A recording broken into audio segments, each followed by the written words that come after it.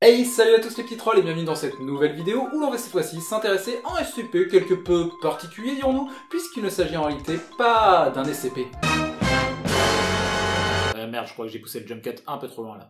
En effet, les petits trolls, comme vous le savez, tout SCP est normalement assigné un numéro par la Fondation. Comme par exemple 106 pour le vieil homme, ou bien encore 173 pour Cacahuète. Mais saviez-vous toutefois que parmi tous ces nombres, il en existait un dit interdit, un numéro considéré comme maudit.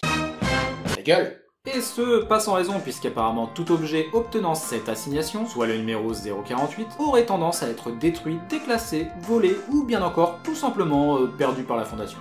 Bon, et de plus, ayant une légère tendance à provoquer la mort de certains membres du personnel s'en occupant, et ce, sans aucune raison apparente. Ce qui poussa assez rapidement la Fondation à ne plus l'utiliser, tout simplement. Enfin, sauf un certain Dr Cortez qui, lui, ne croyait pas à ces conneries. C'est ridicule! Je vais vous prouver, moi, bande de bâtards superstitieux que vous faites juste dans votre froc! Bande de fillettes, va! Oui, il est un peu chaud, le docteur. Ouais, enfin, il l'est pas non plus resté longtemps, hein! Et ça, c'est le moins qu'on puisse dire. Puisqu'en effet, quelques temps après son intervention, le SCP assigné au numéro maudit fut accidentellement jeté à la poubelle, alors que le docteur en question, lui, se faisait gentiment charcuter les deux bras dans un horrible accident de mixeur. Coïncidence? Bah, dans un contexte normal, oui, hein, mais bon, au vu des antécédents du truc, je crois que non, là, par contre. Et le docteur Cortez, non plus. Ça l'a bien calmé, celui-là. Il est pas près de la rouvrir, sa grande gueule, là. Bon, et là, parce que je vous vois déjà venir... Mais attends, mais si 048 a le pouvoir de détruire n'importe quel SCP, pourquoi on lui assigne pas le fucking reptile, là? Eh bien, mon cher Billy, tout simplement parce que s'il pourrait effectivement le détruire, il pourrait tout aussi bien le libérer. Et là, pour le coup, il y a juste aucun moyen de prévoir ce qu'il va se passer. Ce qui est un petit peu ennuyeux, tu en conviendras.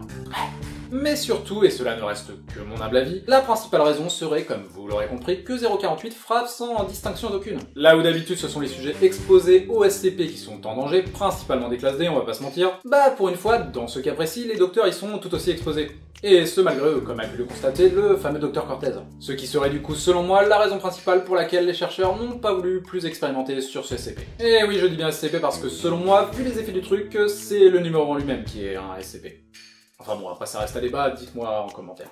Mais bref, ceci étant dit, et parce que je n'allais pas vous laisser comme ça après autant d'absence, mes petits trolls, surtout toi là-bas, j'ai décidé de rallonger un petit peu plus cette vidéo en vous présentant un autre SCP qui est lui aussi assez sympathique.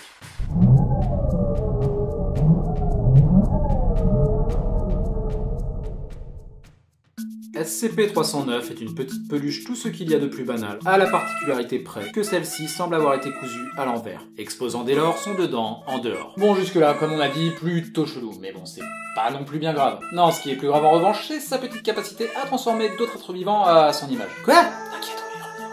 En effet, suite à différents tests, il a été constaté que tout humain ou animaux touchant ne serait-ce que légèrement cette dernière, que ce soit du bout du doigt ou avec toute partie du corps dénudée, ressentira durant plusieurs dizaines de minutes un extrême inconfort pouvant aller jusqu'à provoquer malaise et nausée. Ce qui est certes assez ennuyeux, mais réversible. Donc là encore une fois, en soi, c'est pas bien grave. Mais en réalité, là où ça devient réellement la merde, c'est quand on décide de lui faire un gros câlin. Ah non, non, non, non. Faut pas faire ça, Billy.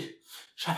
Puisqu'en effet, le fait de presser fortement l'objet contre soi, ou du moins de le tenir dans ses bras plus de 5 secondes, aura pour conséquence de retourner tel un gant de toilette le sujet exposé. Enfin bon, en gros, ça fera un truc comme ça, quoi.